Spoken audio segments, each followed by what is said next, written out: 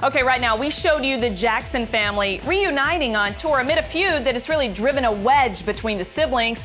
Many are asking if all the drama is over money from Michael's reported billion-dollar fortune.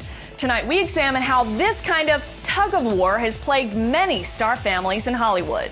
The next thing to look for in the Michael Jackson estate is, are the siblings going to come forward and try to challenge some type of legal action against the executors or the validity of the will?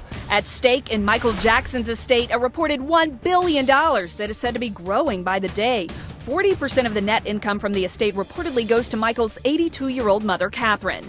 20% is distributed to charity. The remaining 40% is split between his three children, Prince Michael, Paris, and Blanket. The trustees will control the children's money until they're age 40. So we're looking at a very long-term issue going on with the Jackson family being able to get along with the trustees. Husband and wife attorneys Andrew and Danielle Mayoras, authors of Trial and Heirs, in stores now, say Michael Jackson's will isn't the issue here. There's all this talk about challenging the will, is the will valid or not, but really it's the trust that says who gets what and when and how they get it.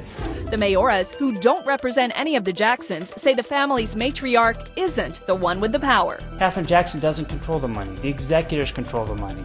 So fighting over who's going to control Catherine Jackson or can she be in control of herself, there's no reason for it all. Those executors, Michael's longtime attorney John Branca and John McClain, a music executive at Interscope Records, are reportedly the cause of the rift in the Jackson household. Some of the family supposedly upset that they're making millions off of Michael's death. But this isn't the first celebrity death to spark an estate feud in Hollywood.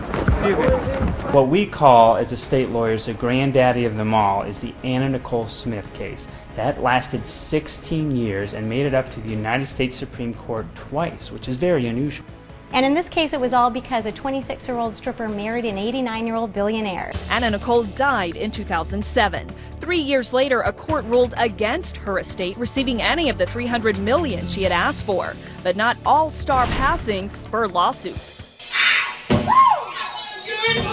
Been going on for several years is the James Brown estate. It's been played out since he passed away in December of 2006. Tommy Ray Heine, who considered herself James Brown's widow, crying to cameras after his death and barred from his estate and banned from seeing his body. We have a child. I love him with all my heart. I'm dying here without him. It's killing me. Was he married, and should his children get anything? Those questions are still being fought over. Frank Sinatra avoided an estate battle between his kids and fourth wife Barbara the old-fashioned way, with a threat. He had his children and he was married to Barbara, and he was worried there might be some friction. So he specifically put a provision in his will that if a beneficiary filed any one of 13 different legal actions, they would be disinherited and not get a penny. And it's important to note that in the case of Michael Jackson's will, an earlier challenge was rejected by the LA Superior Court, the California Court of Appeals, and the California Supreme Court.